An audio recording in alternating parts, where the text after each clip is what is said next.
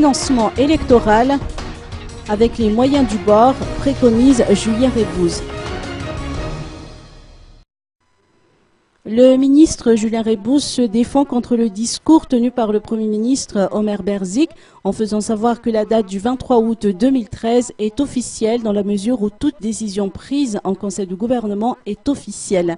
Présent lors du Conseil, le ministre de l'Eau a confié que le chef du gouvernement avait insisté à ce moment-là à ce que la date du premier tour des élections présidentielles soit repoussée. Aussi, le ministre Julien Rebouze ne s'attendait pas à ce revirement juste au lendemain de la réunion à laquelle il a assisté au même titre que d'autres ministres.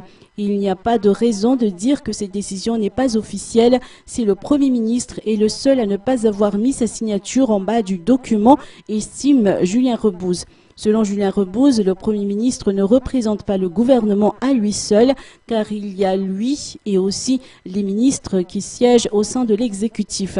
À titre de rappel, la date des élections du 23 août coïncide avec les épreuves du baccalauréat. À ce sujet, Julien Rebouze n'y voit aucun inconvénient, car selon lui, il s'agit de la dernière journée d'examen, qui plus est une épreuve facultative pour les candidats. Et puis, si les bailleurs de fonds se montrent récalcitrants, nous devrions utiliser les moyens financiers dont nous disposons pour couvrir les dépenses liées au processus électoral, a-t-il préconisé.